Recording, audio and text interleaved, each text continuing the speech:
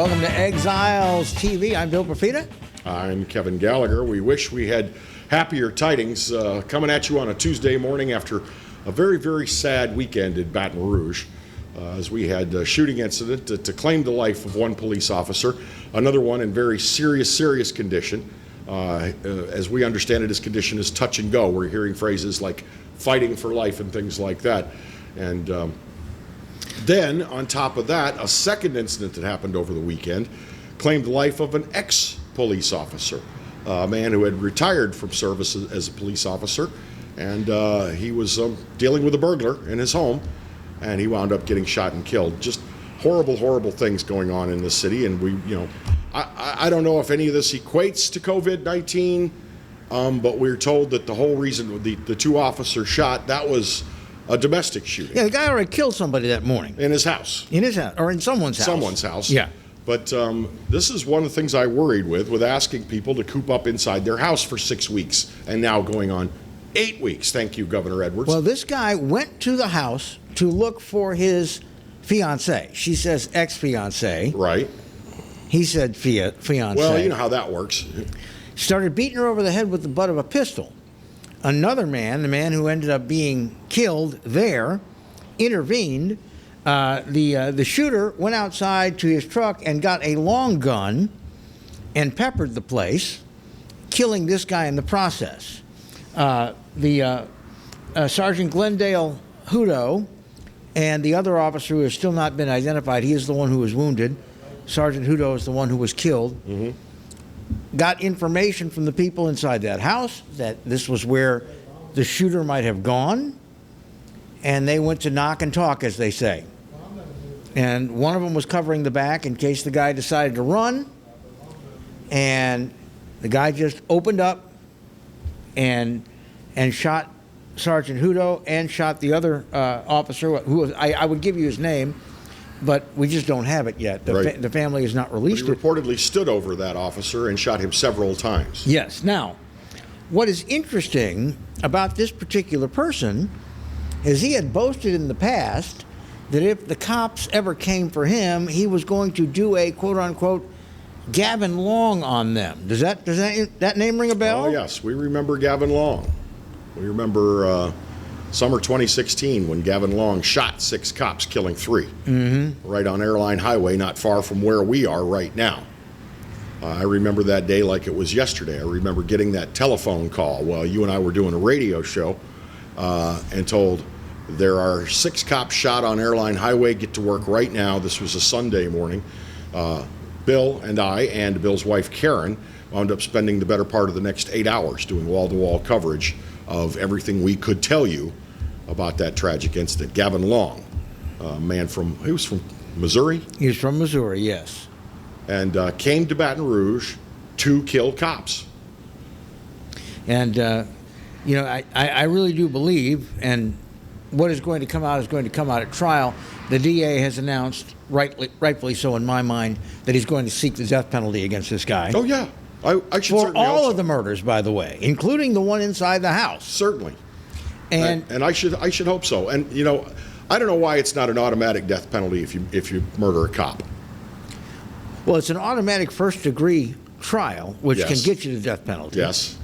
But in every jurisdiction in the world, the jury has to decide the penalty. Mm-hmm. There is no automatic.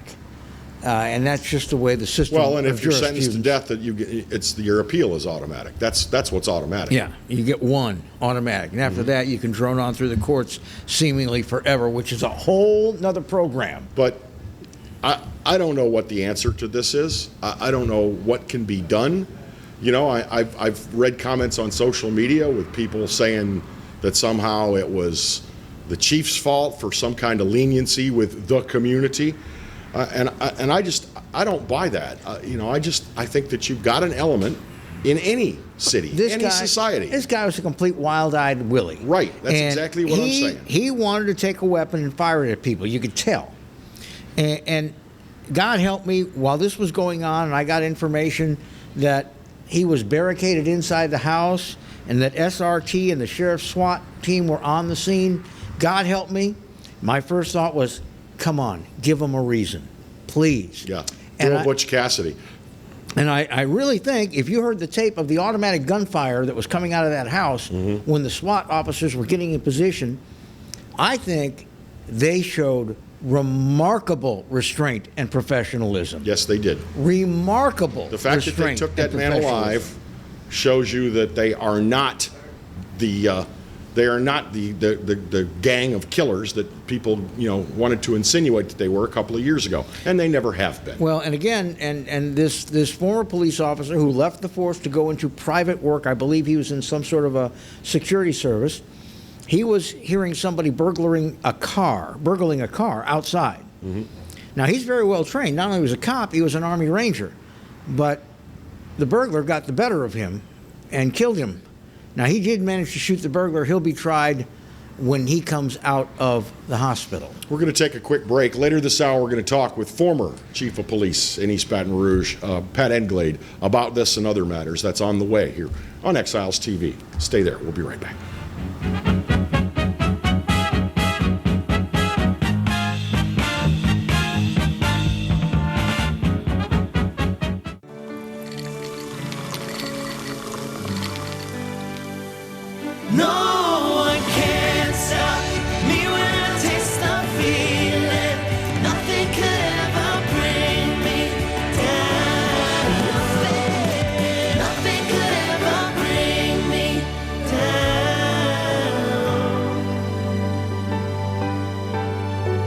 Taste the feeling.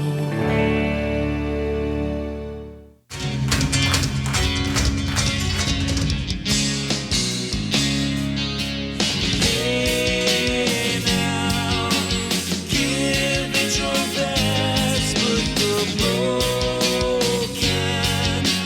lies to rest.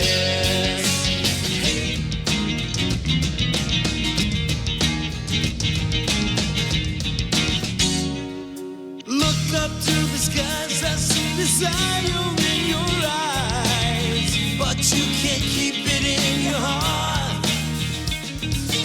'Cause misery loves company. 'Cause misery loves company. Cold and hungry like a dog in the street. I get a raw deal every one. Hello guys, it's Debbie. It's time. I've got a brand new location. 10510 Airline Highway, Baton Rouge, next to After 5 Tuxedos. We have the perfect spot to get all your wedding and formal wear needs. Come see our one-of-a-kind name brand and get great prices. With 30 years experience, the best customer service anywhere. It's Debbie's Bridal, Airline Highway, Baton Rouge. See you soon.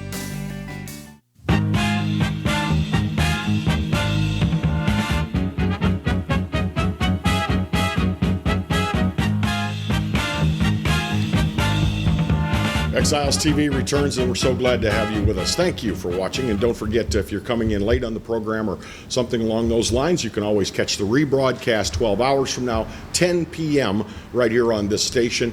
As you probably well know by now, the announcement came from the governor, and it was not the one that many of us were hoping for. The governor says he's going to extend the stay-at-home order until May the 15th. So that's more than 2 weeks. By my count, 17 days from today. Yep. So 17 more days, and then we'll see if he's going to extend it some more.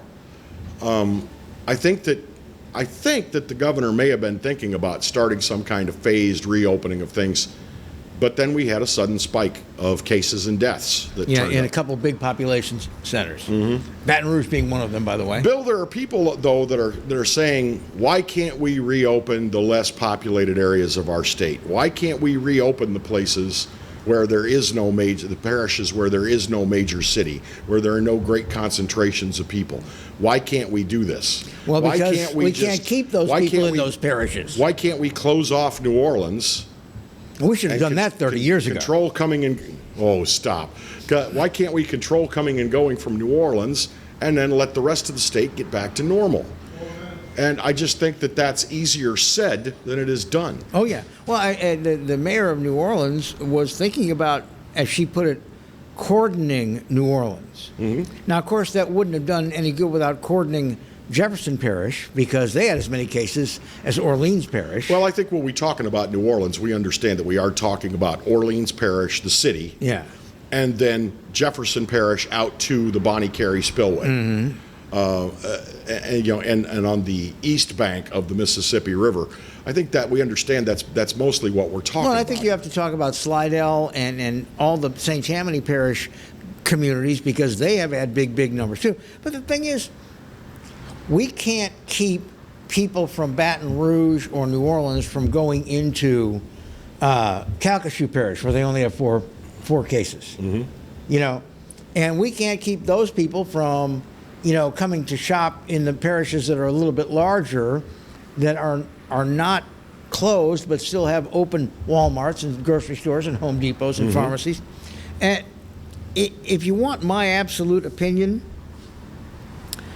I am about ready, within reason, to just pull the ripcord on the whole damn thing. Within reason. Okay, define within reason.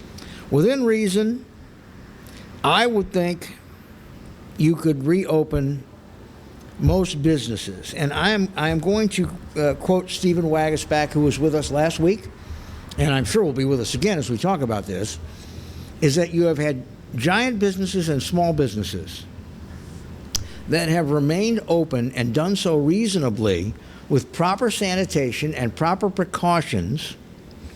And they have had, between the two of them, I think he said there were 1,350 employees in the two he studied, and they had no fatalities and 3 cases. That was the whole thing. And it might have been you asked about Tokyo, the most dense city in the world. Why do they not have a high death toll? Well, here's what's interesting about Tokyo. They all already wear masks and gloves. They all wear masks and gloves. They are compulsive hand washers. The story I read was you would be hard to find a native or a permanent resident of Tokyo that doesn't walk around with Purell full time. And they don't go out. They stay to themselves. They like being in their homes with their families. The people in Tokyo that have gotten infected have largely been visitors and businessmen and foreigners and people like that who don't wear masks and don't wash their hands. And so I couch my argument with saying within reason. And then if you start to see people being unreasonable, well, then you talk to them one at a time, because you know it when you see it, and you can handle it when you see it. Okay, you talk to them one at a time. You don't walk up and cuff them and drag them off. I didn't say that. But this is some of the unfortunate things that have gone on in the USA. Parents being cuffed for daring to take their kid to the park. We can stand in line at Costco, spaced 6 feet apart, but we can't take our kid to an empty park. It's just ridiculous, the standards that are being applied here. Well, and speaking of standards, we're going to take a brief break. Former BRPD Chief Pat Englade joins us in just a few minutes. But after our break, let's you and I talk about the Reverend Tony Spell. Is his ankle monitor broken? Is it not being monitored? Or are they all sitting there going, we're going to let the clock run out on this and not have to take action? That's what I think What they're falls hoping out for. of the back end of a chicken after he's eaten? Yeah. More to come here. Exiles TV. Stay by.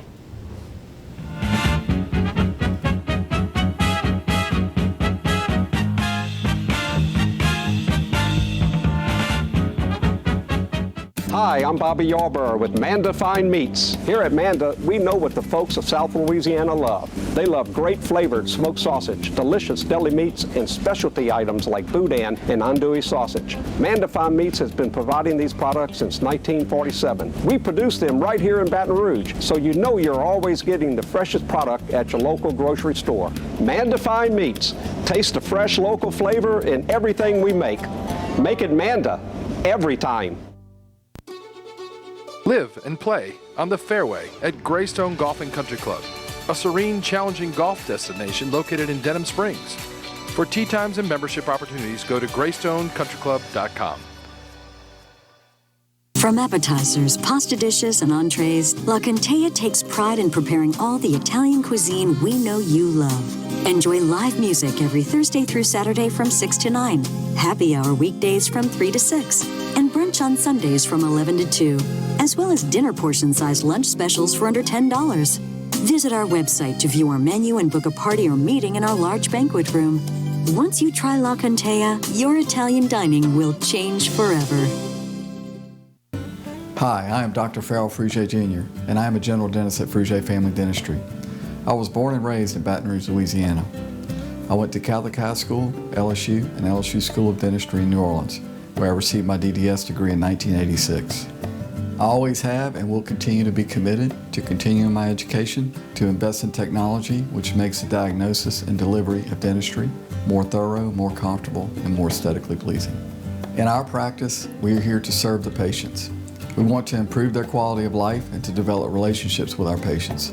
In dentistry, we have a chance to impact lives on a daily basis, not just by doing dentistry, but by getting to know them and being a part of their life. We also believe in giving back to our community. So every year, we give back to the Greater Baton Rouge Food Bank, Toys for Tots, and Mary Bird Perkins Cancer Center.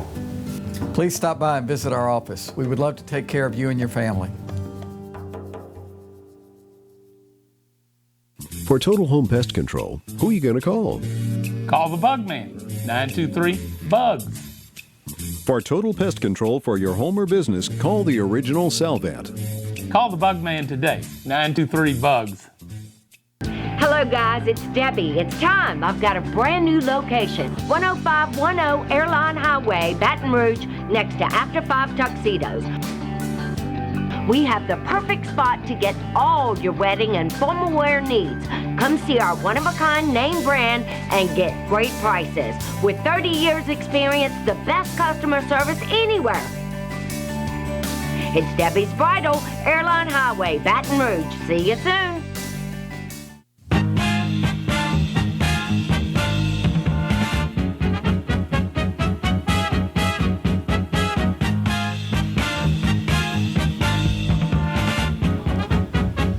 This is Exiles TV. Glad to have you with us. I'm Bill Profita. He's Kevin Gallagher, and I'm going to assume that you know who you are. At least I hope so. Pretty sure I know who I am. The Reverend Spell. Yep. All right, so we watched him get hooked up by Barney and Andy from the Central PD. Yep. We watched him get taken to parish prison. We watched his wife waving fanning out the $100 cash. bills. Making it rain for Jesus. I get paid. So his bond gets set by a judge who's serving as an interim judge, I believe. Mm-hmm. And one of the conditions of his bond was that house arrest, and that he stay away from public gatherings, including preaching at his own church.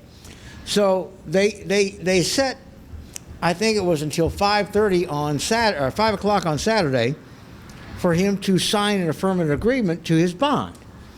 He didn't do it. They gave him an extension to 5:45. He sent back a Bible verse. So they took that as being non-responsive and said, the conditions of your bail are you wear this ankle monitor, you stay in your home, and you don't go anywhere, and you abide by all the stay-at-home orders, everything. You commit no other crimes or infractions. And the next day, he's at the church. Well, wait a minute. Doesn't he have an ankle monitor? Wait, it must be on the fritz. It must be broken. That's the only thing I can think of. How many times is the criminal justice system going to let this guy throw the middle finger in their face? I just think that it's a hot potato that they don't want to handle. Well, then you know what? I don't. I think that the DA made the right call by getting, house arrest, and you do not, have any services put into his bail agreement. Well, but I didn't think that this guy was going to honor such a bail agreement from the beginning. Hiller said at the very beginning, if he does not abide by the rules, then we are going to file for a bond revocation. So the judge can also find him in contempt. They could have done that yesterday. Has it been done? They could have done it Sunday. I mean, an ankle monitor. That means there's somebody on the other end of that thing that says, wait, whoa, whoa, wait. He's not in the perimeter we marked out. Go get him. So why not? I found it entertaining with his dad getting on the news in front of the camera and showing us that he's got the fire and the brimstone too. And then one of his, I guess, a deputy, a deacon or a substitute minister or something. How about getting up on the tailgate of the pickup truck and showing he got the fire and the brimstone too? How about Reverend's goon?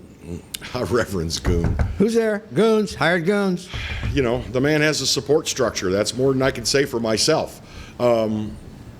I don't approve, but as I was saying during the break, if people just really feel the need to go to church, if they just have to do it, should we stand in their way? Well, why is it that we don't see anybody from the Holy Roman Catholic and Apostolic, the biggest cash cow church on the planet, complaining that their people need to be in church? Why don't we see the United Methodist Church? They rake it in pretty good too, saying our people. Why not the Baptists, Southern Baptists? Why not the Missouri Synod Lutherans? All mainstream. Hell, even Healing Place, which has ATMs in their lobby, is abiding by this order. Well, what they're doing out at Healing Place is they're making these and handing them out. Which is a nice thing to do. Wonderful. Thank you, Healing Place. But, you know, I need, and you're interfering with my need. Nowhere in the Constitution of the United States of America does it say that the government or any other entity has to honor your needs. In fact, it says quite the opposite. It says, shall respect no establishment of, which is definitely not honoring your needs. But the bigger question is, right or wrong, why does the elected governor of this state, all the other officials that are in the chain, why do they let this tin horn give them the middle finger? I mean, if you're wearing an ankle monitor, I'm going to assume it's being monitored, hence the name. Well, one could hope. Why wasn't someone dispatched immediately? I need to know, because that is our tax dollars that pay for that as well. Do your job. I just think that a lot of people just don't want to take on a church. They're not taking on a church. They're taking on a tin horn. They're taking on, look, you've heard the expression, if you fight one bean, you fight the whole burrito. That's the case here. You fight Reverend Tony, you fight his entire congregation. His entire congregation. What? I just think that you choose which hills you're going to die on, man. Well, then, you know what? Let's all choose which laws we are going to abide by. I intend to leave here and get on Coursey Boulevard, where state police share some jurisdiction, and if I can, in my mini SUV, I'm going to try to hit about 145 miles an hour. And if a state trooper stops me, I'm going to tell him I choose not to obey that law because I feel the need for speed. I feel the need for a haircut. Can I get one, Governor? By the way, while we're talking about that. Yeah, he looks kind of high and tight. We can't get a haircut, but every time I see him in a media briefing, I know he's bald on top, but like he's got hair that grows around those ears and down the back of his neck. Like Bill just said, every time I see him on a media briefing, he's high and tight. Who's cutting his hair? Well, that's the governor. He has a personal stylist who comes out to the mansion and cuts his hair. Yet it's illegal for my stylist to come to my house and cut my hair. I don't know that he's got a stylist that comes to his house. 4th floor? I am thinking an anteroom before the media briefing? Well, he's definitely groomed. He's groomed. Well, I mean, I don't have it over my ears either. I'm bald on top. I can't reach it. I can't see it, but I can cut here. But, you know, they also have... You know John Bell is not cutting his own hair. One of the inmates assigned to the mansion may be cutting his hair. The same guy who bakes the cookies. Yeah, one of the inmates may be cutting his hair. But this is kind of related to Reverend Tony. We've got a men's grooming business. Should I say the name? Yeah. Roosters. He used to be a client of ours. Yeah, they were a client of ours. We did endorsements for them when we were on the radio. But the owner of Roosters, 2 locations in Baton Rouge, has decided he's open. I don't know that has anything happened to him yet. Has anybody come and closed him down, forced him to shut his doors? They damn well better not, as long as the Reverend Tony's still walking around. They damn well better not. And here's the thing. That's, in my opinion, a style salon can control. I mean, sure, you can't maintain social distancing. You can't maintain 6-foot distance unless you're able to cut hair with those. If they're coming at me with the hedge clippers, I don't want it. Your stylist can wear gloves. Your stylist can wear a mask. Their stylist can give you a mask, or you can wear your own mask while you're in the chair. You're not facing your stylist. They're usually standing behind you. Why can people not go get their hair done? Well, a lot of hairstylists are really, really wondering if they're going to be around. Yes. On May 1st, even. The reason I bring this up is because my stylist and her husband, who's also a stylist, are good friends. And I worry that on the backside of this thing, they won't be around, and I'll have to find somebody new. And you know how the relationship is with a person to cut your hair. You don't want to find somebody new. And you and I have a different perspective on this. A cat can take care of my hair. Really? Yeah, just lick with that rough tongue. You need somebody you have a relationship with because, see, you have actual... Turn around so people can see it. You have actual hair, okay? Me, they ought to pay me for the practice when they cut my hair. I shouldn't be paying them $40. Well, to paraphrase Dr. Sheldon Cooper on Big Bang Theory, she has all my haircut records. She knows how I like my haircut. I don't want to find somebody else. I want her and her husband to survive. What I'm finding interesting, though, is this. You know what I'm talking about? Mm-hmm. The Roots. And I'm not talking about Kunta Kinte in a great movie. I'm talking about... Have you seen the meme of the Corona Lisa? It's a Mona Lisa with a gap of white hair at the part. Going out about 2 inches. Oh, and by the way, I'm seeing it on men too. Oh yeah, yeah. You get the root gap where the gray is showing through. Yeah. That's what ultimately. When I was in my 40s, I started coloring my hair because it was going gray. Did you really? Yeah. But I made myself a vow that when I hit 50, I'm not fooling anybody, and I'm going to quit coloring the hair. I had a hair cutter when I was going bald, and I was also going gray at the same time, which I guess isn't that unusual. Mm-hmm. And she said, if I color your hair, you won't look as balding.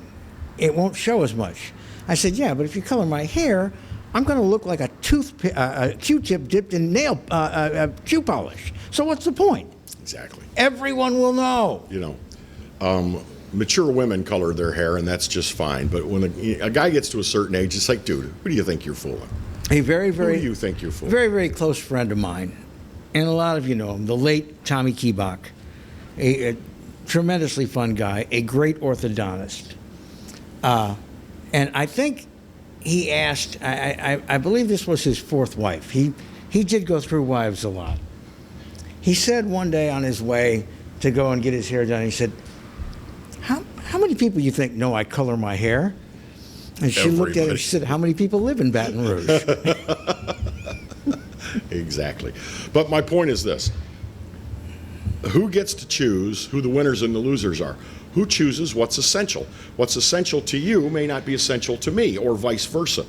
Is the governor alone making these calls? Who's an essential business? He's got his whole task force, and Stephen is on it. Stephen Wagasback, who was here, Adam Knapp. And by the way, yesterday, their comments, they were not exactly sanguine with what the governor put out yesterday. Neither was a guest from last week, Dawn Starnes from NFIB.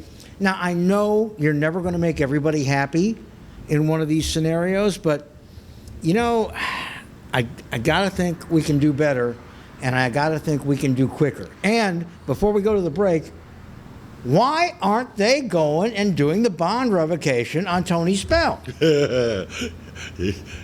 That's a very good question. And who would be the one to do that? Would it be the district attorney? Would it be the sheriff? Would it be... No, the judge can do it on his own, or the district attorney can file a bond revocation motion, but that takes more time. Mm-hmm. But why are you having him monitored if you don't want to act when the monitor goes off? Exactly. Maybe they forgot to change the batteries. Maybe that's it. They forgot to change the... That's it.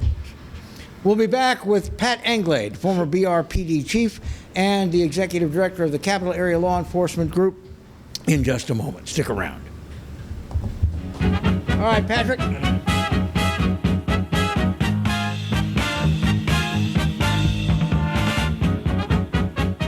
Hi, I'm Bobby Yarborough with Manda Fine Meats. Here at Manda, we know what the folks of South Louisiana love. They love great flavored smoked sausage, delicious deli meats, and specialty items like boudin and andouille sausage. Manda Fine Meats has been providing these products since 1947. We produce them right here in Baton Rouge, so you know you're always getting the freshest product at your local grocery store. Manda Fine Meats. Taste the fresh local flavor in everything we make. Make it Manda every time. That's right, the Clarence Bugg Show is back, along with the Exiles, Bill Profita and Kevin Gallagher. We've put the band back together, South Louisiana's talk team, and it's only on the Pelican. 10 a.m. till 12 noon, right here on the Pelican.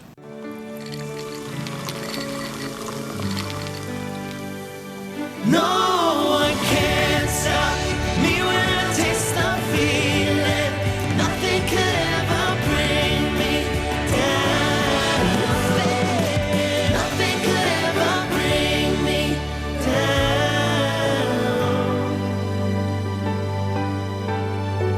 Taste the feeling. Bolello's Furniture and Appliances, your dependable independent. Depend on us for service, for selection, for price. Get huge Whirlpool savings. Shop now and save on Whirlpool appliances throughout the store. Plus, experience our price match guarantee and ask about special financing.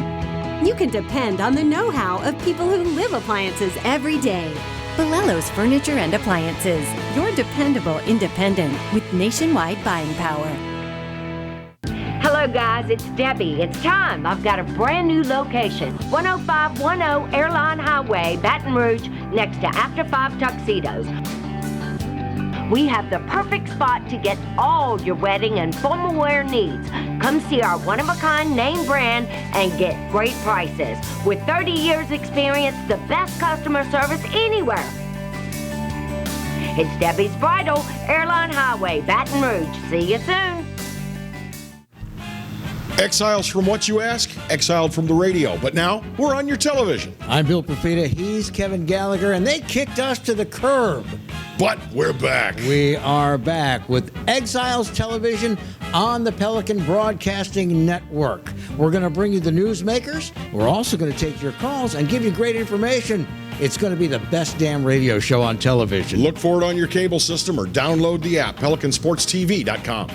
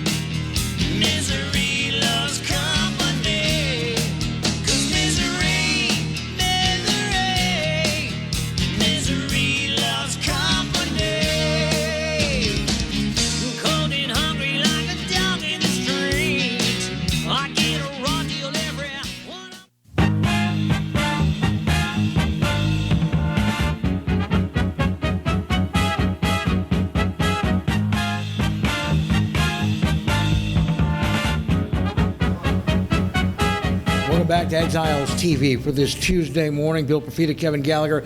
Joining us now is a face that's probably familiar to many of you. Pat Englade was chief of BRPD for a number of years, and now, kind of as a reaction to the last shooting of police officers, he formed a group called CALEF, Capital Area Law Enforcement Foundation. Thank you, and they have. Pat and the folks that volunteer with him have been working tirelessly to get ballistic body armor that will stand up to a rifle round for any police officer, any sheriff's deputy, anybody who is in harm's way who serves with a badge in the entire area. And Pat, this weekend's events certainly underscore the need for this kind of armor.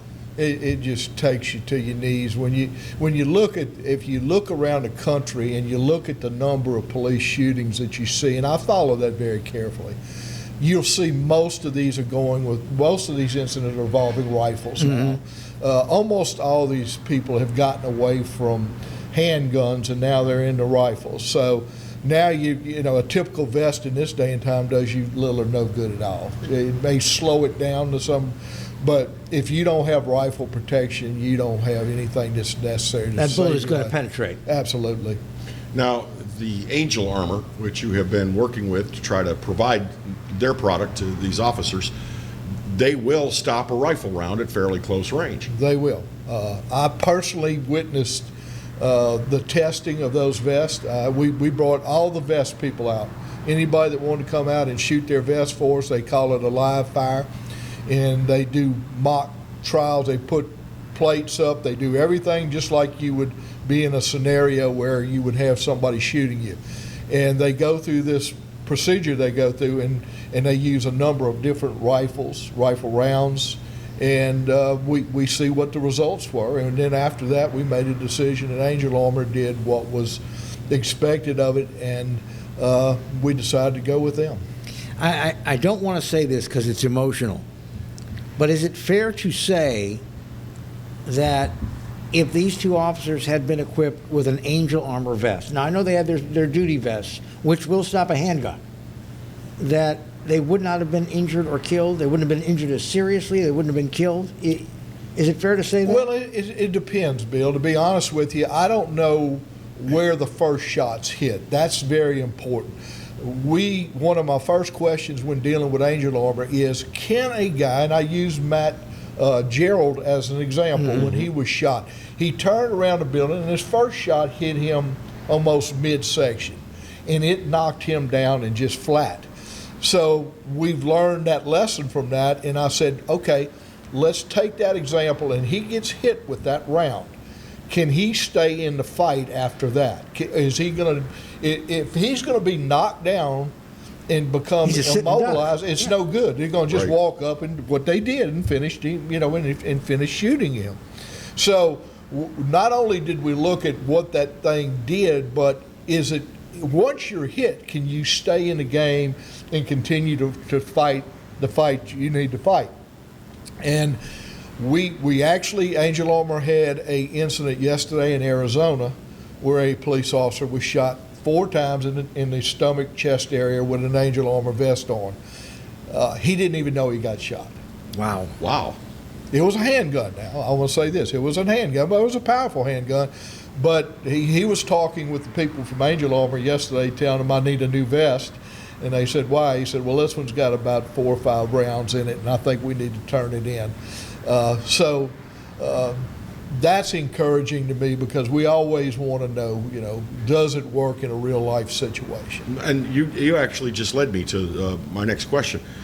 These Angel Armor vests, how many rounds are they good for before they have to be retired and replaced? Well, once it's hit, Angel Armor will replace that. It doesn't matter if it's compromised or not. It's just their policy that they will come in and refit that officer with a whole new vest. Nice. Yeah. Well, it's also good marketing for them because they can put them on the wall and say this one was hit 4 times and the officer walked away. So it's not a bad deal. Absolutely. I mean, it proves their point, and it's the best marketing you can get when you have an officer that's down, hit, and he survives that, and it's what it was intended to do. The way this thing appears to have unfolded on Sunday. This guy was intending to shoot cops if they came to knock on his door. He said that. I think those were the statements he made. It sounds like he had a lot of ammunition. It appears that way. That he was ready to fight it out if necessary. And that he also basically took these officers by complete surprise. Well, I think he actually made the statement, I'm going Gavin Long on him, Yeah, which that's right. which is pretty significant in a statement. That, first of all, he would remember who Gavin Long was. Not everybody, y'all would know who that is. Worse that he would I've called also him a lot consider him worse a than role Gavin model. Long, I would tell you that. I don't even like to mention his name in public. I call him a bunch of other type names. But he apparently had paid attention to that enough to know that he was going to proceed with that. And I had over the course of the last 2 days, I've had numerous police officers calling me, and we talk and we go through this. I mean, it's a gut punch that you can't really describe to anybody that's not in that business. Every one of us can see ourselves in that position that they were in. It's not like somebody flew off the roof and jumped on top. I mean, it was looking for somebody, a detective at the front door, 2 guys in uniform going around the back of the house to secure the back door in case he decided to come out if he was there. I would hope they were at very heightened awareness at that point. I don't know. But when they turned that corner, it was an ambush. He was sitting apparently there just waiting for them to turn that corner. Yeah, he wasn't about to answer that front door. No. Well, you were chief of police. Did you? How many officers did you lose? I lost Vicky Wax. And it's a gut punch. I was actually in New Mexico speaking at an Air Force base about some issues that they wanted me to come speak. It was a very high honor for me to go there. And I got that call that night. And I'm going to tell you, it's almost like a blank for me now. I'm going to tell you this personally. Of all the things that I went through in my career, and y'all know I went through a lot of things. I had 5 serial killers, so I've done enough that would. But Vicky's death actually put the period on my career. I couldn't do it anymore. Vicky and I had rode together. We were friends. We'd come through the department together, and it was a gut punch. I was standing out after the burial. On the side of the road, and I just looked up and I said, that's it for me. I can't do this anymore. And Vicky, as I recall, and correct me if I got my facts wrong, because it's been a while, but she wasn't on official duty. She was doing extra duty. She was doing extra security duty, and she was trying to detain a shoplifter. I think it was something like some batteries. It was like $3 worth of stuff. Yeah, and that shoplifter had a history of psychopathy and violence, and this guy should not have been walking around. Shadran Williams? Yeah, don't get me started on that whole situation. We could talk for 3 more hours.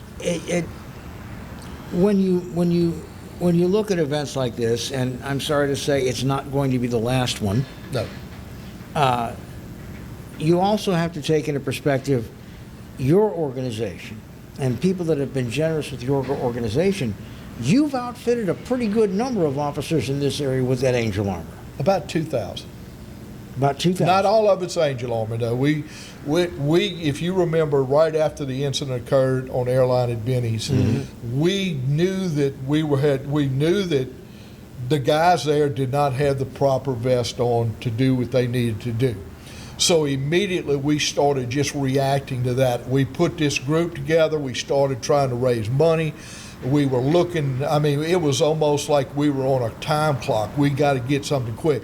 So we learned all about vests real fast, and we started just buying whatever we could buy to protect them. And over the years, we started in 2016. It's 2020 now. We've been going, and we've learned a whole lot about these vests and what they're capable of doing. But initially, we were just trying to protect these guys if they got into another situation like that. Actually, Matt Gerald had a vest, a pretty good vest, and a rifle in the trunk of his car that he never had the ability to get to. Didn't have a chance. Didn't have a chance. We'd like to talk with you some more. Can you stick around for a few more minutes? We're talking with former police chief Pat Englade, who is the head of CALEF, the Capital Area Law Enforcement Foundation. What they're tasked with is because so many municipalities don't have the means to provide proper body armor for officers, that's what CALEF is all about doing, and support for families of officers and more. And we're going to talk about that when we come back. We're going to take a brief pause, and we'll be back in just moments. This is Exiles TV.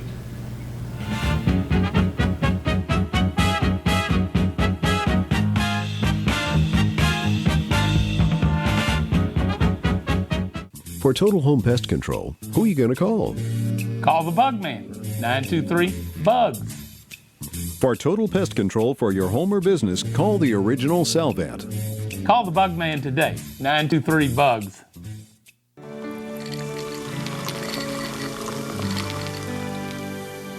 No one can stop me when I taste the feeling. Nothing could ever bring me down. Nothing could ever bring me down.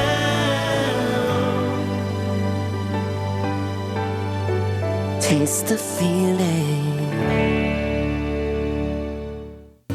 Hi, I am Dr. Farrell Fruget Jr., and I am a general dentist at Fruget Family Dentistry. I was born and raised in Baton Rouge, Louisiana. I went to CALEF High School, LSU, and LSU School of Dentistry in New Orleans, where I received my DDS degree in 1986. I always have and will continue to be committed to continuing my education, to invest in technology which makes the diagnosis and delivery of dentistry more thorough, more comfortable, and more aesthetically pleasing. In our practice, we are here to serve the patients. We want to improve their quality of life and to develop relationships with our patients. In dentistry, we have a chance to impact lives on a daily basis, not just by doing dentistry, but by getting to know them and being a part of their life. We also believe in giving back to our community. So every year, we give back to the Greater Baton Rouge Food Bank, Toys for Tots, and Mary Bird Perkins Cancer Center.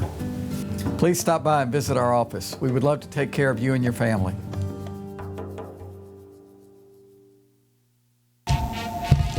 Clarence Bugg Show. Yeah, I'm back on the air. That's right, 10 a.m. until 12 noon, Monday and Wednesday, and we replay it Monday and Wednesday nights, 10 p.m. to midnight. Check us out online. You can watch it live at PelicanSportsTV.com, or better yet, why don't you just download the Pelican Broadcasting app? That way you can take it with you anywhere you go. That's right, the Clarence Bugg Show. Tell you what, oh, wait, gotta run, gotta go, bye.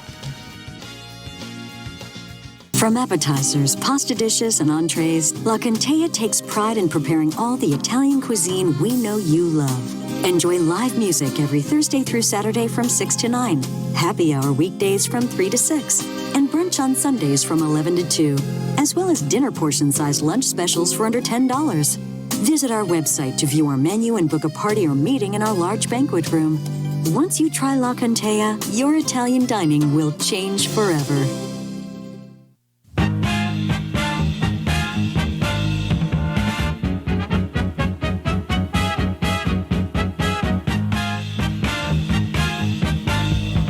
Welcome back to Exiles TV, Tuesday morning. Again, I want to remind you that you can see the replay every time we're live, as we are now. There's a replay 12 hours later, so from 10 till midnight, you can see the show again, or you're talking about it to one of your friends and they haven't seen it, they can do that. Also, you can download it from YouTube. Just go to YouTube and take a look, but get the app so that you can do it wherever you are, whenever you are. It is a quick download from the App Store. It was very fast, and then you can just have it in your pocket anywhere you go. We were talking. Imagine having Bill in your pocket. Yeah, it's happened before. I'm sorry. I used to be slimmer, but we were talking with Chief Pat Englade, former head of BRPD, and now the executive director of the Capital Area Law Enforcement Foundation. One of the primary things they do is raise money from generous people like you and so that they can do these high velocity vests for police officers. Angel Armor is the primary contractor that they have worked with, and these things are absolutely amazing. Pat, before the break, we said we've got about 3,000 officers that are equipped with vests. Or was it 2,000? It's 2,000, but that's the last time I've taken count. It moves so fast. How many do we need to have just to get this whole capital area? We've taken care of just about everybody in Baton Rouge. BRPD's lacking. We've taken care of Southern University Police, LSU Police, Sheriff's Office here.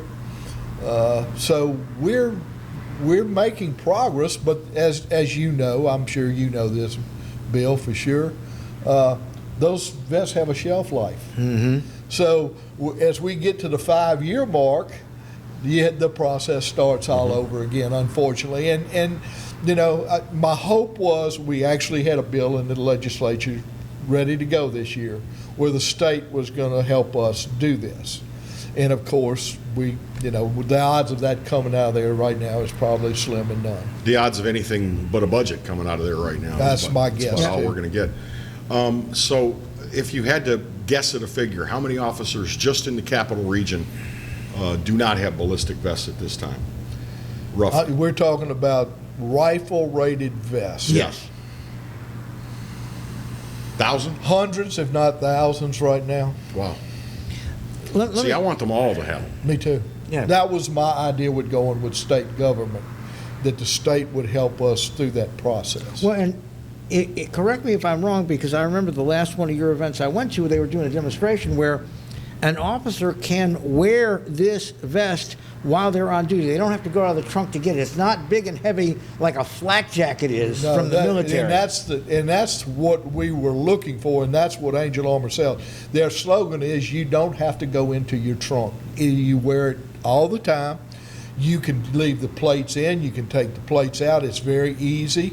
It covers a lot of things. And the thing about Angel Armor is, the people that own Angel Armor also own Otterbox, and they're financially very stable. Good products, too. Very good products. I think we all have them. And their main focus is to protect officers. I don't think this is about money for these people, to be honest with you. I think they decided that when they started making phones that wouldn't break, well, let's move that into something else where we can actually help help our police partners with this.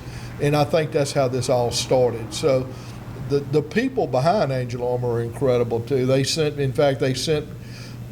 owned Old Elk Distillery. The family owns a lot of things, but that's one of them. And they shut down during the quarantine, and they turned it into making hand sanitizer.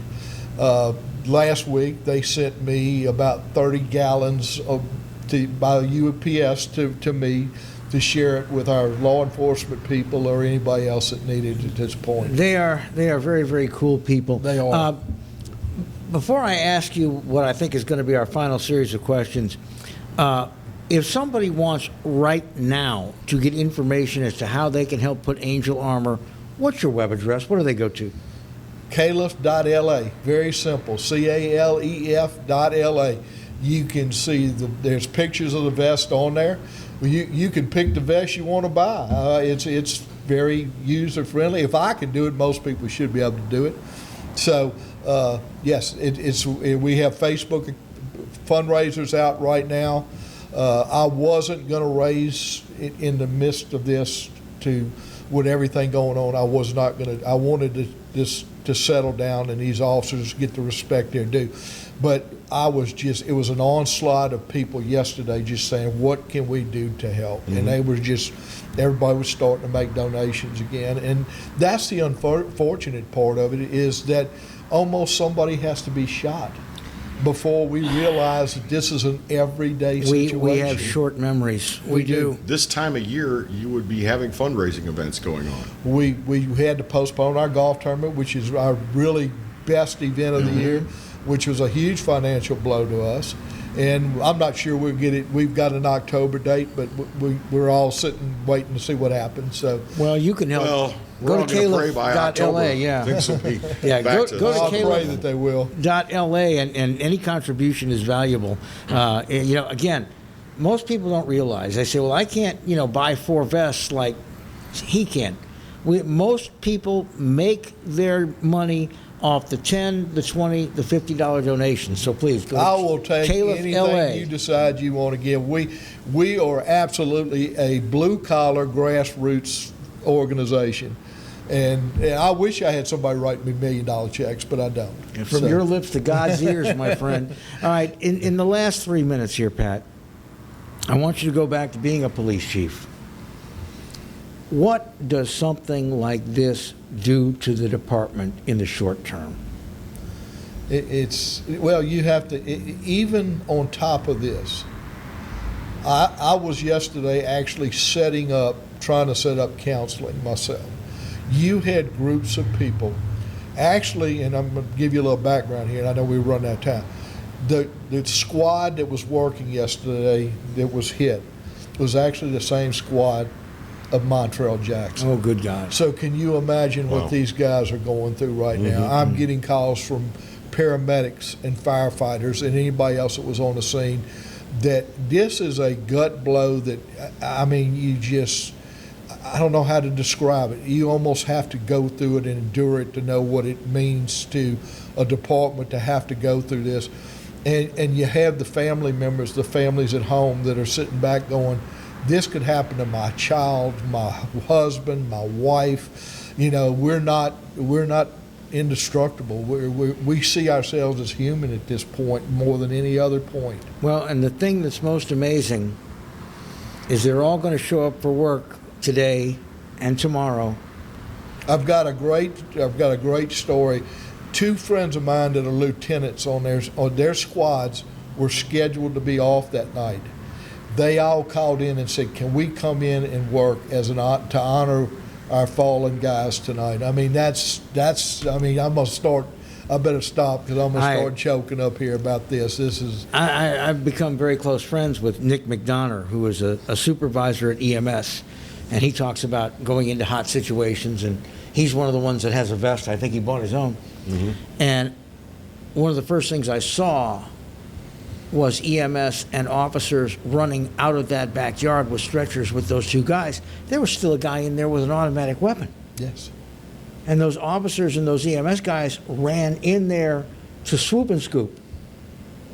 That's what they do. That's why we call them heroes. Well, and you know, think about that tonight when you sit down for dinner and maybe you say your grace, add another extra little thank you for having people like this in our city. I put something on my Facebook page today. Today at 1 o'clock, we've asked everybody, the services are private, and with everything going on, we've asked everybody at 1 o'clock today to just have a moment of silence and say a prayer for this officer and his family, that they can, and the other people in blue that have to live through this and continue on.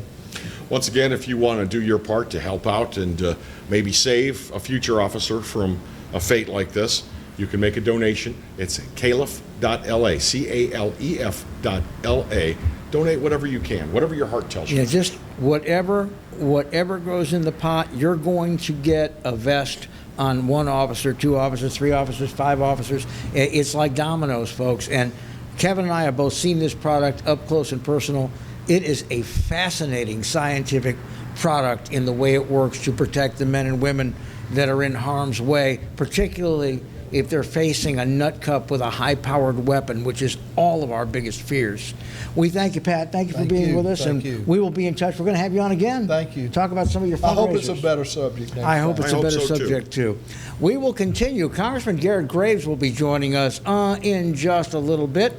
And we're going to talk a little bit more about what's going on in our collective world when Exiles TV continues right here on KPBN and the Pelican Network. Don't forget, replay tonight at 10 till midnight. Back in a minute.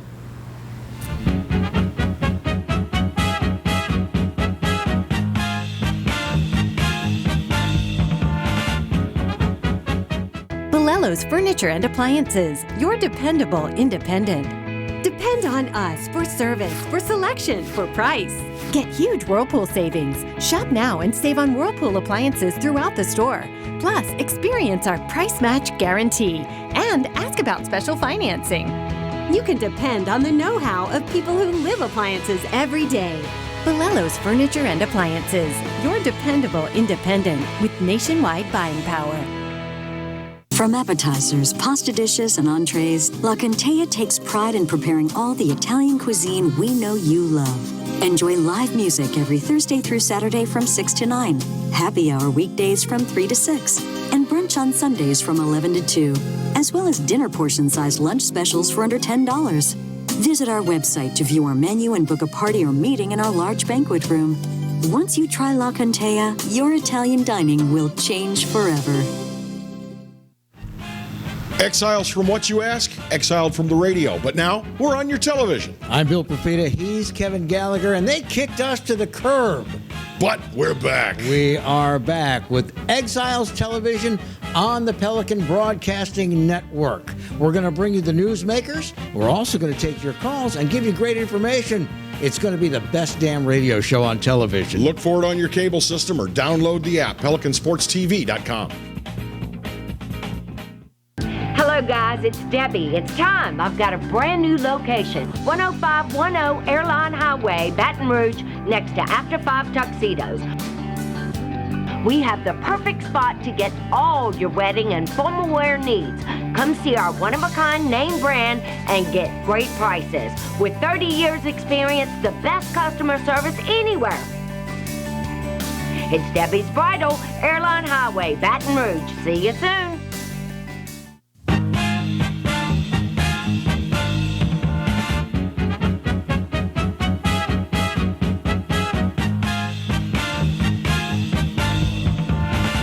Welcome back. It's Exiles TV, Hour 2 here on this 28th day of April. I'm Kevin Gallagher. He's Bill Profita. Bill, I want to take a moment of personal privilege and wish a very happy birthday to my sister-in-law, Lori Abella of Covington, Louisiana. And Lori, I mean, that's kind of a hot spot. How's she doing? Is she hunkered down? Well, she's fine because basically she's been practicing social distancing for quite some time. Good deal. She's up in her 60s. She's got some medical issues, and she rarely gets out of the house. Basically, she gets out of the house to go to the doctor. That's been her safety net then, I guess. That's been her safety net. She has caregivers that come to the house, and they make sure that the caregivers, when they're wearing proper PPE to prevent infecting her, and she's in good health. But we wish her a very, very happy birthday. I know it's a lady here. I guess we don't say what birthday it is, do we? We don't put a number on it. No, we're not going to talk about how old she is. Happy birthday, Lori. Happy birthday to you. I believe 69. I don't think she'd mind. It's still on. Yeah. It's still on. The mic is live. Yeah, it's still on. But, as sister-in-law, I mean, a lot of people, you hear about people and their in-laws. They don't get along so well with their in-laws. Never been the case with my wife's family. I loved her mother as much as my own.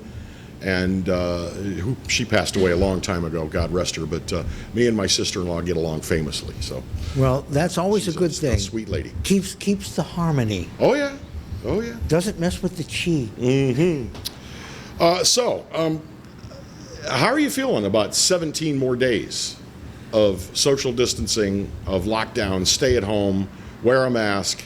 I've got my mask here, but I got to tell you, I wore this the other day at Walmart and I didn't like it. Is it hot? It's hot. It's itchy. Well, did you try the surgical mask that I gave you and see if it's any better? It's hot. It's itchy. It makes your face sweat. And then if you're wearing glasses, which when I'm at the grocery store, or at Walmart is the grocery store, but I have to wear reading glasses and I'm working a grocery list, and your glasses steam up from the mask, and it's not convenient. But God, the looks you get, and sometimes even comments from people if you don't have one of these things on. You see, I've never had a comment, and I've gone both ways. If I'm going somewhere that I know is likely to be crowded, I will go ahead and put the mask on. But I didn't start putting a mask on until a week ago, actually, and nobody's ever given me a dirty look or said anything to me. Now, I will tell you, I have had to, as kindly as I can, in a checkout line, seeing somebody walking backwards from their line toward my line, say, "Hey, stop! Get on that line. Get on that line." And then, "Oh, I'm so sorry, I didn't realize." Well, when you're a shopper and you've got a basket full of groceries that you're pushing and you're in line to check out, that basket plus your arms that's your 6 feet right there. So as long as you stay a respectable distance off the other person's butt, and you've got your social distancing. Did you not go to elementary school on this planet? Did you not have gym classes? Toes on the line. That's what they're for. Toes on the line. You see a line on the ground, you put your toes on it. That's the way it works. I'm going to quote the wise man Rocky Burnett, "Baby, I'm tired of toeing the line." Yeah, well, yeah. And it was not that good a song. I'm ready for this. Lydia. I'm ready for this to end. I think I'm not alone. I think a lot of people were very disappointed that the governor didn't announce some kind of limited reopening of things. Yes. Oh, here's the big concession. If a restaurant's got outdoor dining, you can go to the restaurant, get your takeout like you normally would. But if they've got outdoor dining, you can sit there and dine now. Woo! Woo! Thanks, Gov. Appreciate you. Well, that's a little something, but yeah, It's a little something, but it's not going to help the restaurants increase their business. Well, I'm worried about what they're looking at in the next phase, and I hope that before we get to the next phase, they rethink this, saying that they can operate with 25% of their capacity. That will kill them because they have to have 100% of their overhead to operate at 25% of their capacity. They cannot do that. Bill, you know the restaurant business. I mean, you know it because you know so many restaurateurs. It's not just 100% capacity. It's you've got on your key nights, you've got to be able to turn that 100% over 2-3 times during a dining session. You got to during turn service. the tables. You've got to turn those tables over 3 times in order to be able to, ensure that you're profitable. Well, and again, as Stephen Hightower told us when he was on the program, they may have trouble getting their help to come back for greatly diminished hours if they're making more money from their unemployment or if they've got another job offer outside the restaurant industry. Very, very true. A lot of these people have started placing exploratory, Stephen told us this, placing those exploratory calls to staff that they had to let go during the shutdown and saying, hey, this, April 30th is coming up, can we rely on you? And it's like, well, no, man, I got another 7 weeks of unemployment at $700 and $800 a week. So who the hell is going to turn down the free money? Well, and I mean, the whole thing is, I understand that we're making this up as we go along. I get that. That's the problem, though, Bill, is we've made it up as we go along. Well, we don't have much of a choice because, you know what? 8 months from now, it could be dogs falling from the sky, and we're going to have to make up a plan for that, too. But the thing is, I don't think you're protecting the Queen, all right? I'm sorry to say it this way. But we are putting a lot of protective measures into place to protect those that are exceptionally vulnerable and probably we're not going to have a good outcome a month and a half from now, 2 months from now, anyway. We have to balance, and I'm not saying lock them all up and shoot them. I'm not saying that. But we have to balance with where everybody, including the state and the feds, get their money, and that's from people working. I'm sorry, in my opinion, and it's probably not a popular opinion, but this whole thing has been ridiculous. When in our history have we ever said, there's a virus going around, quick everybody, hide? That's been the response from the experts. Hide. Well, hunker down in your house. It's so funny. They did it in the Northeast, particularly surrounding Philadelphia and the Navy Yard, for the Spanish flu in 1918. They quarantined everybody. Aren't we supposed to be more enlightened than we were 102 years ago? Well, quarantine still works the same way that it did 102 years ago. You quarantine the sick. You don't quarantine the healthy. But you have to limit contact between the sick and the healthy. But the point is that it worked until they said, okay, let's all go out to the big victory parade for our armed forces, and then they had twice as many cases as they had before. It's an imperfect system. But take all the emotion, take all the doubt, take all the theories, that somebody's trying to screw you or somebody's always lying. Take that all away and say, what are you not protecting? You are not protecting the money. And we all know that there is no life without a livelihood. The state government cannot live without it. The federal government cannot live without it. You can't live without it. I can't live without it. The city parish can't live without it. Eventually, you're going to have to protect the livelihood to save lives. Yep. We need to take a quick break, and we're going to do that right now. We'll be back with Exiles TV. Garret Graves coming up this hour.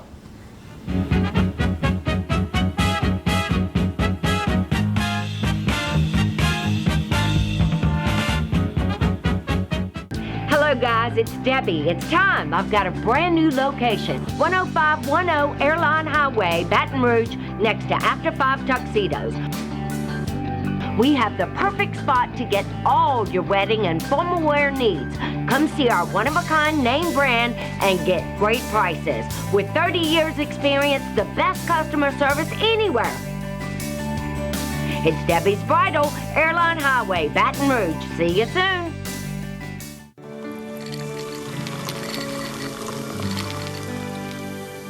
No one can stop me when I taste the feeling. Nothing could ever bring me down. Nothing could ever bring me down.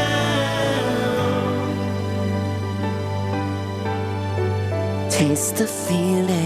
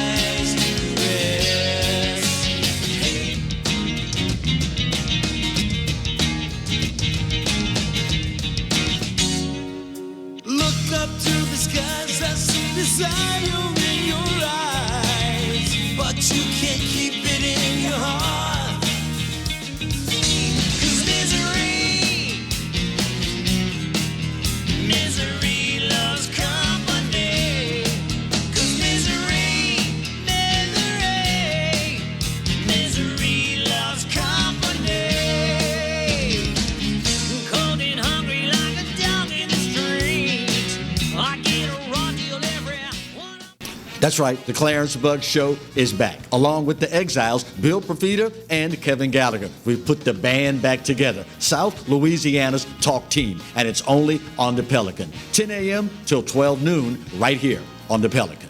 Hi, I'm Bobby Yarborough with Manda Fine Meats. Here at Manda, we know what the folks of South Louisiana love. They love great flavored smoked sausage, delicious deli meats, and specialty items like boudin and andouille sausage. Manda Fine Meats has been providing these products since 1947. We produce them right here in Baton Rouge, so you know you're always getting the freshest product at your local grocery store. Manda Fine Meats. Taste the fresh local flavor in everything we make.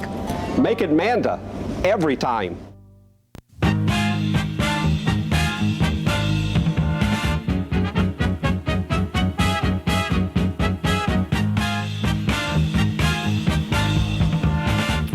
This is Exiles TV. Glad to have you along with us. Congressman Garret will be joining us in a minute. We just had some random thoughts here during the break that are probably worth sharing. Have you seen have you seen flights, airplane flights? They are like the bottom has fallen out of air. Oh God, you can go round trip from New Orleans to Chicago for $27 one way. But the thing is, there's no shows to go see. There's no restaurants open. Now you asked if hotels were booking guests, Kevin. For those of you that may get the travel urge here while it's still cheap. Yeah, because I was watching a thing about a lady that... Give me a city. Give me a city. Come on, give me a city. Los Angeles. Los Angeles. Okay. Now, they've opened up, right? I don't know why I said that. I have no desire to go to Los Angeles. All right. So in Los Angeles tonight, you can stay at the Wyndham Santa Monica on the pier for $109. Oh, my God. The 60 in Beverly Hills, which is listed as a hip hotel. Yeah. $142. These are like $400 a night hotels. Yes, they are. Yes, they are. Let's see, the Redondo Beach Pier Inn, $70. If I tell you, I'd have to kill you. You use Travelocity or you use... hell no. Give me another city and I'll tell you. Give me another city. Seattle. I got a brother in Seattle. You got a brother in Seattle, huh? Let's see here. Well, Federal Way, but you fly into SeaTac. All right. The beautiful Silver Cloud Hotel by SeaTac. Mm-hmm. They're actually by the stadium, not SeaTac. $94, down from $279. Less than $100 a night. The Kimpton. I love Kimpton hotels. All right. This is a luxury hotel, according to the listing. It's downtown. A normal Tuesday night room would be $759. Mm-hmm. Yours for $149 tonight. They have the downtown Camden listed there? Let's see here. That's a really great hotel. The Camden, they had another one, but not the downtown. But you can see that they are still booking hotels now, but their business is not good. The app, by the way, is called Hotel Tonight. Crazy.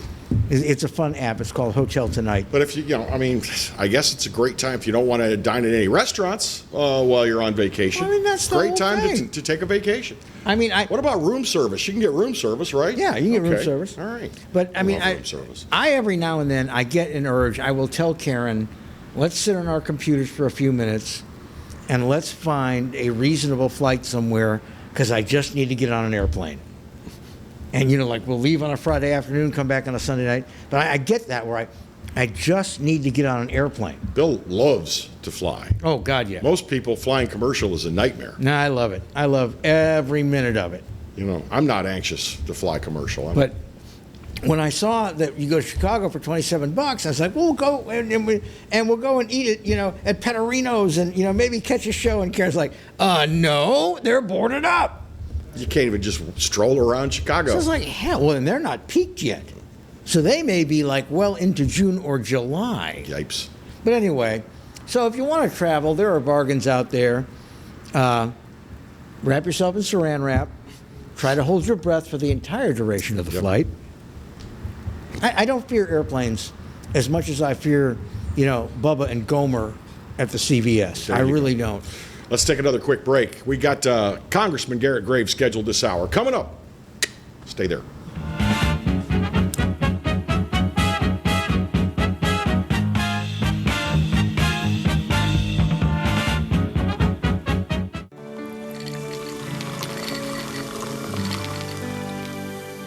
No one can stop me when I taste the feeling. Nothing could ever bring me down. Nothing could ever bring me down.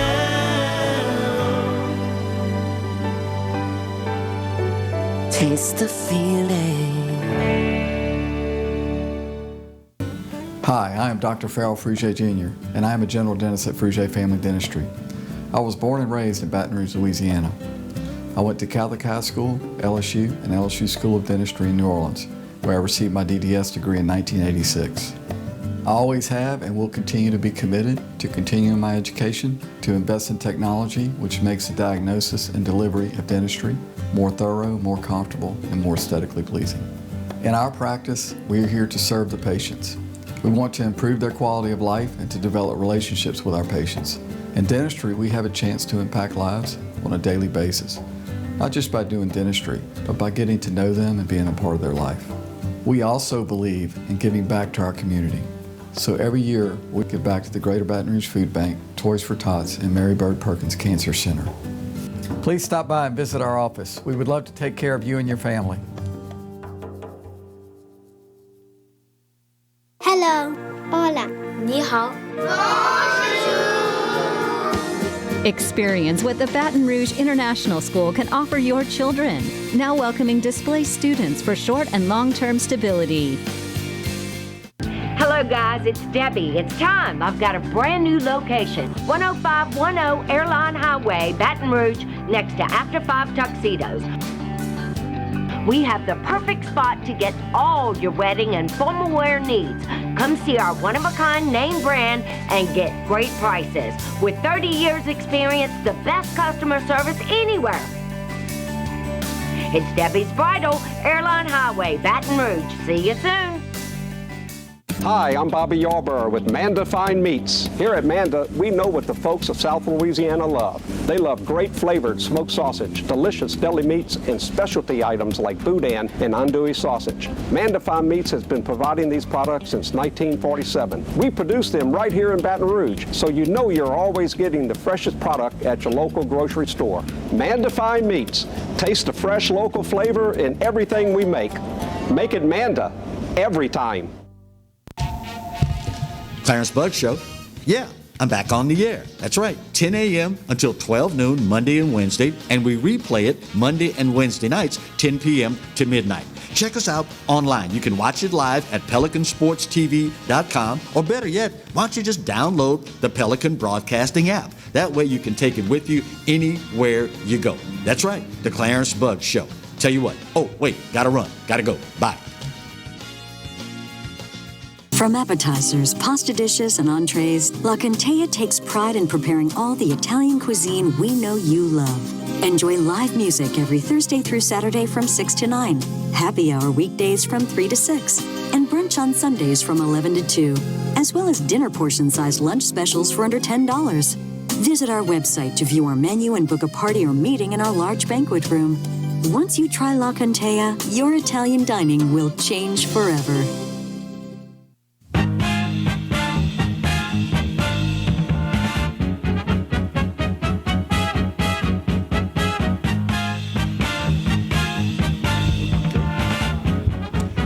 thank you for being back with us here. We've got Congressman Garret Graves scheduled here in just a few minutes. We're going to talk to him about the latest round of help for small businesses during the COVID-19 pandemic. I'm Kevin Gallagher, by the way. He is Bill Profita, and we thank you so much for joining us. Glad you are with us this morning. Glad you are here. What is the first thing you're dying to do? And I ask you this because you don't often say, I'm dying to do things. So we're going to start on the spectrum here with you, and then we're going to move on. But what is the first thing you're dying to do when they say, all clear? Well, there's a couple of things. First of all, I want to go to Frank's Smokehouse and get a cheeseburger and fries. But I want to sit down and I want to have it served to me because, you know, you enjoy fine dining. I enjoy lousy dining too. Yeah, I enjoy dining where the food is good and the wait staff is boom right on target. It doesn't have to be a fancy place at all, just as long as they care about what they do. So first stop as far as dining is concerned, Frank's Restaurant. Second stop has to be I want some char-grilled oysters. Didn't get to go to Drago's before this thing hit. It doesn't have to be Drago's. It could be half shell. It could be Acme. But I want to sit down. Mansour's does a great job. Yeah, I just want to sit down and knock down a dozen or more, maybe 2 dozen char-grilled oysters. And the other thing, which I'm afraid I'm not going to be able to do, Bill, is I want to go see a movie. I want to go see a sprawling epic in Dolby surround sound on the big screen.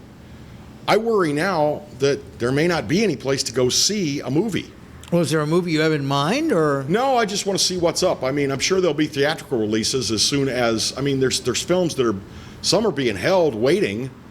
Like, for instance, one of the new Marvel films was supposed to, like, open up next week, but it's being held until COVID-19 is over with. Well, I want to see 1917, but I'm waiting to do that in the theater.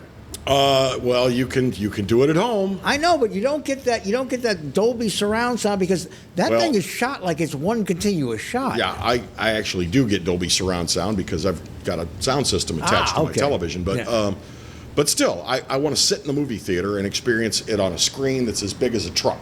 You know, I want that. I worry about it because one of the first things that we heard about with COVID-19 about 2 weeks in was that AMC was going out of business. AMC runs 2 of the largest theaters in our city. I don't know what the fate of Movie Tavern is.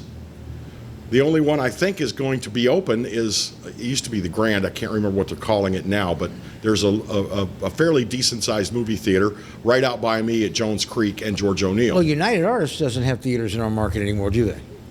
I think UA does have a theater or 2 in our market. I'm not sure. But AMC has got the big multiplex. It's got the one out on O'Neill. It's got the one at Mall, Louisiana. Yeah. You got it. You know, I miss going to the movies. But more than anything else, I miss sitting down at a nice restaurant and having someone come and wait on me and bring me my dinner and ask me, can I get you anything else? And refill my wine. And, you know, I like that. I miss that, too, because they always say, when they hand you the menu, they always say, do you have any questions? And I say, yes. What's the escape velocity to get a rocket to Mars? And they look at me and say, no. You said any questions. Your turn. What's first for you? I want to go out with friends and have some drinks and not have to sit 5 feet away and maybe share a couple plates of appetizers and not have to worry about who's touching what. Yeah. That would be the first thing. I want my dry cleaning back. I put dry cleaning in like 3 days before this. I'm ironing my own shirts, people. That's barbaric. I want my dry cleaning back. Why aren't dry cleaners considered to be essential? I would have considered them to be essential. You know? I mean, it's clothing, for God's sakes. And I want to get on an airplane. Again, Governor Edwards, when I see him in those briefings, those shirts are pretty neatly pressed and starched. And somehow I'm not thinking that Donna is doing his shirts for him. Well, no, they got inmates at the mansion that run a laundry. They got their own laundry there. You know, you don't seem to see how this works. Yeah.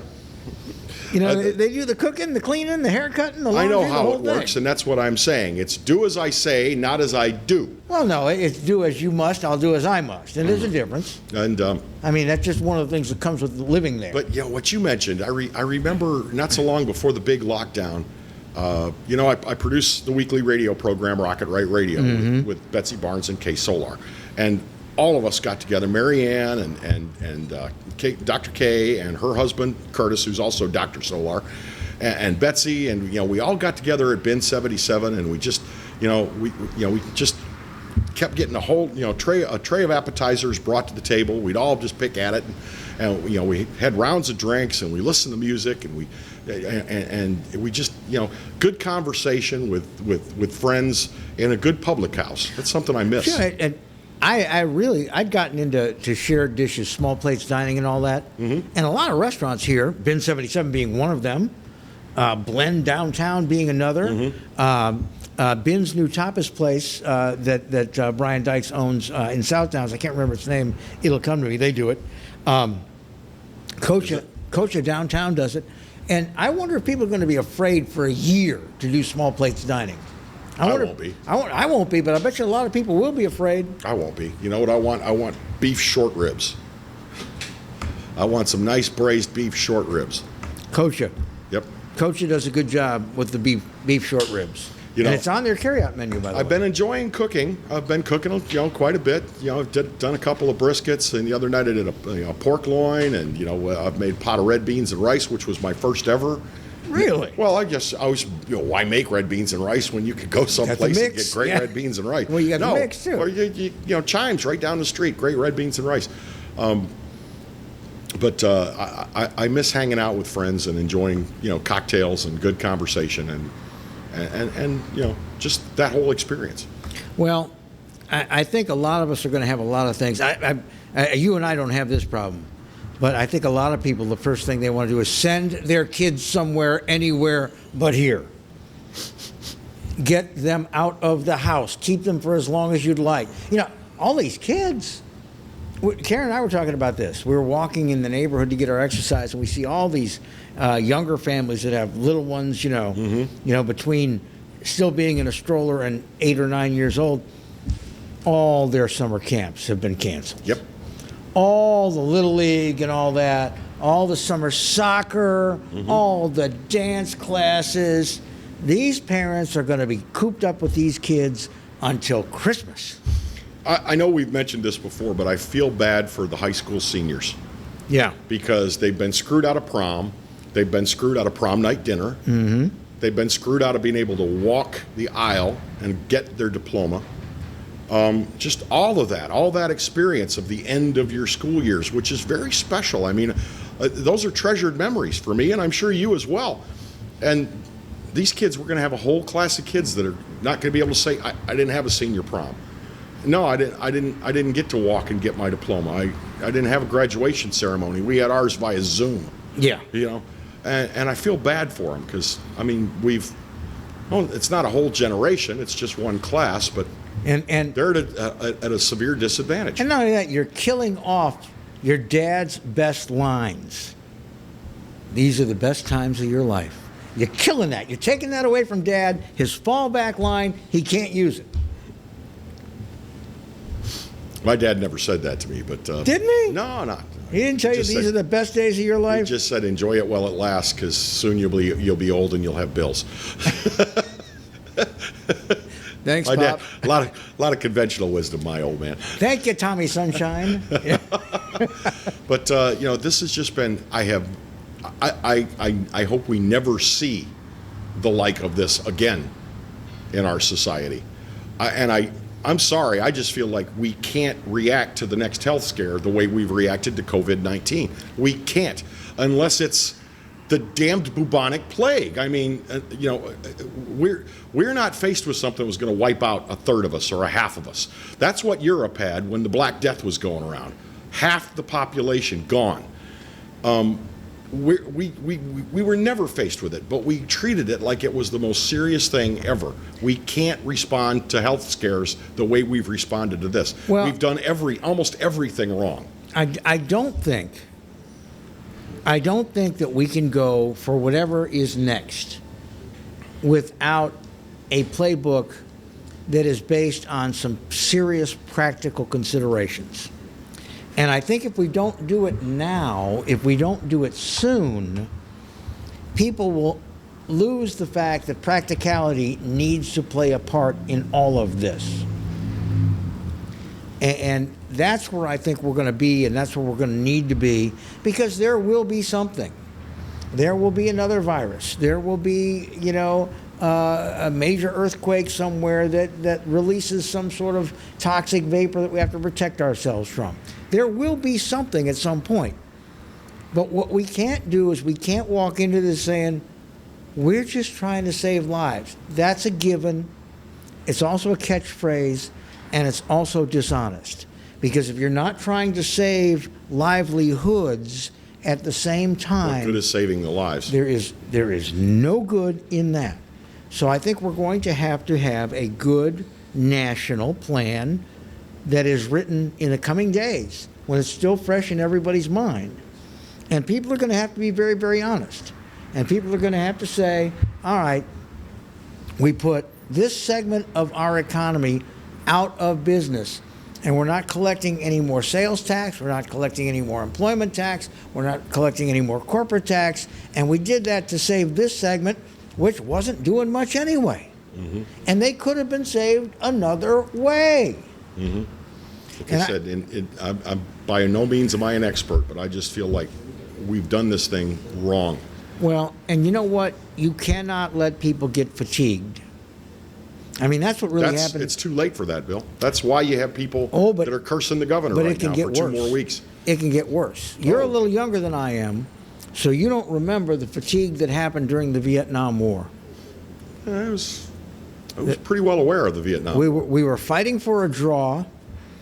We had parents who didn't want to send their kids to a war they couldn't win. We got fatigued with seeing body bags.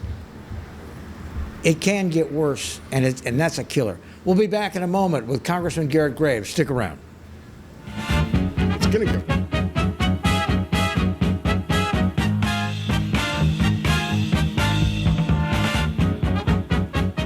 Bolello's Furniture and Appliances, your dependable independent. Depend on us for service, for selection, for price. Get huge Whirlpool savings. Shop now and save on Whirlpool appliances throughout the store. Plus, experience our price match guarantee and ask about special financing. You can depend on the know-how of people who live appliances every day. Bolello's Furniture and Appliances, your dependable independent with nationwide buying power.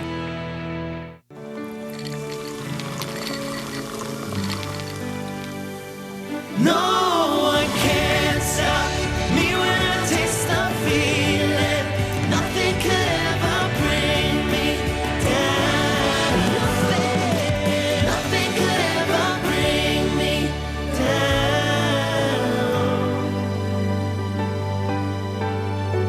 Taste the feeling. That's right, the Clarence Buggs Show is back, along with the Exiles, Bill Profita and Kevin Gallagher. We've put the band back together, South Louisiana's talk team, and it's only on the Pelican. 10 a.m. till 12 noon, right here on the Pelican. For total home pest control, who are you going to call?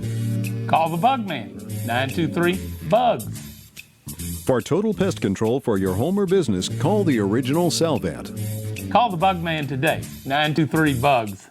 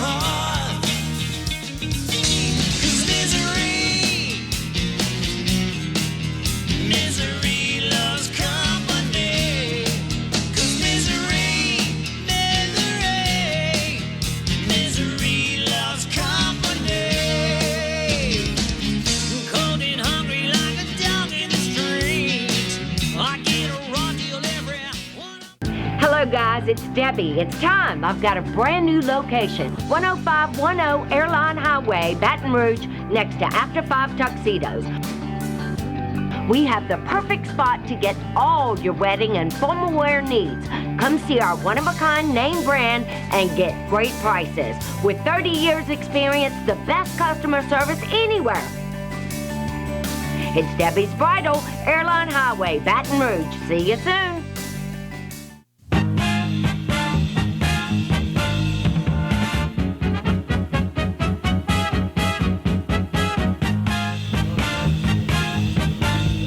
Exiles TV is back. I'm Kevin Gallagher. He's Bill Profita. And look who we have here. District 6 Congressman Garret Graves. How are you, sir? Hey, good morning. Doing well. How about y'all? So you all just passed another big chunk of money that is to help small businesses. And we have someone here. I mean, the owner of this television station has a number of small businesses. They don't qualify for the PPP because all of their people that work for them are contract people. They're 1099. Yeah. But he keeps hearing from his banks that he doesn't qualify for the SBA loans that can turn into grants. What does he need to do? Does he need to go to the bank personally, or what does he need to do? All right. So if you are a business owner, and even if you have employees that are contract employees like that, a business owner usually draws some type of income from a business. They do a draw versus maybe a regular paycheck. Mm-hmm. And so they actually can qualify for a loan based upon those draws. And so that might be an option under the PPP. Under the other SBA loan program called the EIDL, it's Economic Injury Disaster Loan Program, a business owner is eligible for that program for up to a $2 million loan, but they do have to demonstrate that they're unable to get appropriate credit or access to capital elsewhere. So there still should be options for him under the PPP, based on his income and any other employees that he has. And then the EIDL loan program, which I will say the SBA has not been doing a very good job implementing. No. That should be available to him if he's unable to get access to capital elsewhere. And I don't want to pick winners and losers here, and I don't want to put you on that spot, but we are hearing, for example, my bank, Capital One, is not processing any of these loans. So I'm sure there are some smaller banks that are saying we're not, and many other smaller banks that are saying we are. So do you think it's a good idea if your bank says you don't qualify, that it might just mean we're not messing with it and go shop with another bank? I do. And as a matter of fact, look, if people want to reach out to our office, there is just dozens and dozens of pages worth of guidance that we can point folks to that walks them through how somebody who's self-employed, how a 1099 employee can apply for these loans on their own. So there's a good bit of data out there. I got to give a shout out to our community banks and credit unions. Those folks have just really stepped up and have been extraordinary at filling the void and processing these applications. I'm reminded with this of some of the frustrations that you went through with the Restore Louisiana program. I mean, you and your cohort going through, still going through, yeah. It's ongoing, yes. But you and your cohorts in Congress put a package through, and then the federal bureaucracy got a hold of it, the different agencies and things, HUD, and that's when the trouble began for people who were just looking for some help. And you know, how do we cut through that, cut through the nonsense, and get the money more directly to the people that need it? Well, you know, you kind of have the tale of two cities here. On the one hand, we created from scratch within 1 week this Paycheck Protection Program loan, and we didn't give it to the SBA. We had the local banks come in. In fact, now over 5,000 banks across the country are doing this. And within 2 weeks, 14 days, processed more loans than the SBA had in the previous 14 years combined. And then it ran out of money, so now we got more. That's right. And in doing so, we saved over 500,000 jobs, over 500,000 jobs in the state of Louisiana, $5.1 billion in loans to nearly 27,000 businesses. The other program, by comparison, 27,000 loans to this one program. By comparison, the SBA, who had been doing this program for decades, the banks had been doing it, you know, they started a week after the program became law. SBA had been doing the program for decades, in the same period of time, processed 524 loans. Wow. I mean, it's incredible. So what we need to do is we need to yank it out of the federal bureaucracy, let the banks move forward and administer this. They have the processes and the systems in place to do it, and I think you're going to see much better results than we've seen through the SBA EIDL program so far. Speaking of results, what are you hearing in Washington that you can share about progress with this disease itself, with treatment modalities, with whether or not there is immunity, whether or not there may be a vaccine? What are you hearing that we may not have paid attention to? Look, Bill, bottom line, this is a scenario that this virus did not even exist months ago. And so keep in mind, we're starting from scratch to a large degree. The fastest that a vaccine had ever been approved previously is 4 to 5 years. They're staying on a track and think we can do this in 18 months. We're learning more every day about how the virus reacts. I think we talked last time a little bit about heat and humidity, how it doesn't react well to that. It doesn't react well to a higher pH. And so just trying to incorporate all those lessons learned into this thing in terms of treatment, cures, and vaccines. They are continuing to do new clinical trials. There are dozens of clinical trials on both treatments and on vaccines that are out there right now. Again, this all happened within months' time, showing how innovative, how rapid we can evolve, or we can get this technology, these treatments out there. But we've got to make sure that they're safe. You know, is treatment and looking at the balance between treatment and side effects, making sure that this is actually something that's going to be beneficial and safe. As we move forward with reopenings, Governor Edwards announced largely another 17 days here in Louisiana, with a few exceptions that are really kind of minor. And he said this was based on guidance from the White House. And I know that you and a lot of other folks in this state are concerned about our service business economy and the lack of tax revenue that is being generated across the board with people staying at home. Do you think that the federal government may encourage a little more opening in coming days based on the data that's coming in, or is it going to end up being status quo virus? Because even though it's up to each individual state, I know that they are still receiving guidance from Washington. What are your thoughts? Look, the governor's right that our citizens' health is paramount. We've got to protect our citizens' health. But to suggest that we have to have a uniform opening across the state of Louisiana, let's apply that nationally. Let's say that 49 states are having numbers going down, but New York's still going up. Does that mean the whole country doesn't open? No. You've got to tailor your openings and tailor your response to what's happening in those individual communities or parishes. I think that it is a mistake to have a uniform approach in Louisiana. I think in densely populated areas and areas where you are seeing numbers continue to climb, you've got to express more vigilance and be safer in those areas. In other areas, I think you've got to start releasing a little bit with the right practices, masks and gloves and hand sanitizer and washing hands and distancing. You can do this in a principled way. And I think that you've got to recognize people have been sequestered or quarantined for over 40 days, that mental health starts going down, that other health issues, problems, chronic diseases get neglected, and that there are consequences, economic consequences, mental health consequences, and overall health consequences to individuals that are being neglected, and that I think that we've got to start opening things up in a principled way. And again, tailor the opening to the parishes or communities, and don't take a blanket approach. Let's talk economic consequences for a moment, because a lot of people are out of work. I think let's figure 27 million Americans out of work right now, and it's unknown whether they'll be able to get their jobs back when things reopen. That's going to affect, well, as Bill said in the last hour, everything runs on people working and paying taxes. And buying things out in the economy. And buying things. But you're a government employee, you work for the U.S. government, and us, the folks that sent you there, but the government needs tax revenue. Yet what they're doing right now is, I don't want to say printing money, but you're throwing money at the problem When the bill comes due, what happens?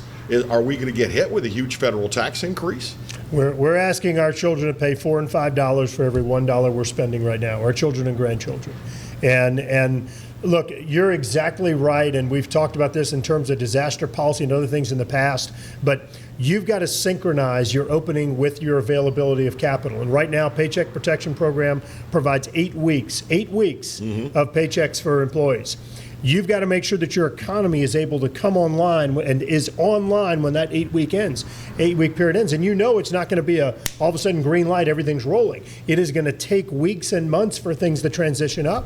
And so we have got to synchronize these things. And right now you have totally separate decisions being made, and you've got to bring that decision metrics together to where you're making integrated decisions to where the economy's online when these Paycheck Protection Program loans run out and people have seamless paychecks and revenue coming in moving forward. In your opinion, should the more sparsely populated areas that are showing less cases, should they be allowed?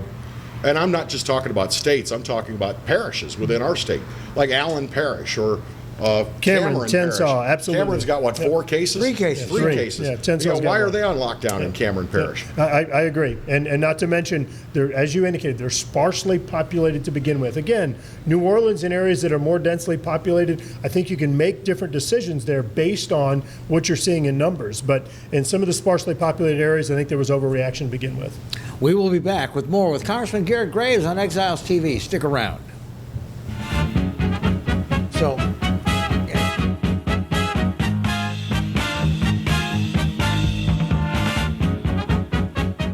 For Total Home Pest Control, who are you going to call?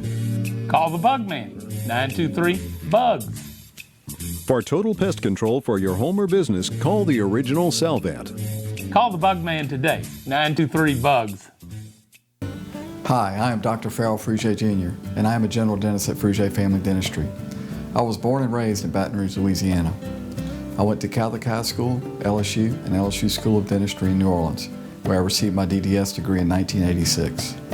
I always have and will continue to be committed to continuing my education, to invest in technology which makes the diagnosis and delivery of dentistry more thorough, more comfortable, and more aesthetically pleasing.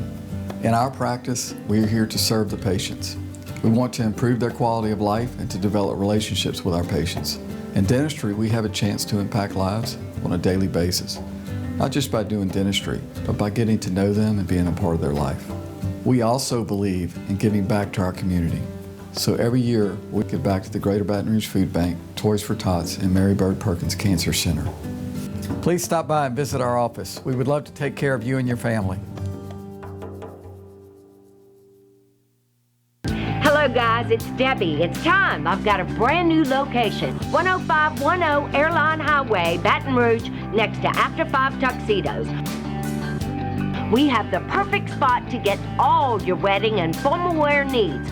Come see our one-of-a-kind name brand and get great prices. With 30 years experience, the best customer service anywhere. It's Debbie's Bridal, Airline Highway, Baton Rouge. See you soon. Clarence Bud Show. Yeah, I'm back on the air. That's right, 10 a.m. until 12 noon, Monday and Wednesday, and we replay it Monday and Wednesday nights, 10 p.m. to midnight. Check us out online. You can watch it live at PelicanSportsTV.com, or better yet, why don't you just download the Pelican Broadcasting app? That way you can take it with you anywhere you go. That's right, the Clarence Bud Show. Tell you what, oh, wait, gotta run, gotta go, bye.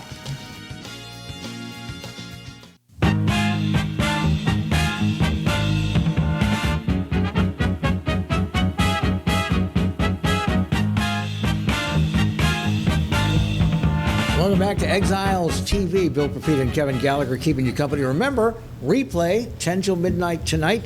Every day we're on live. There is a replay 12 hours later, and you can watch us on YouTube as well. They generally get it up on YouTube within a few hours. Within a few hours, depending on how well we did or not, in their subjective opinion.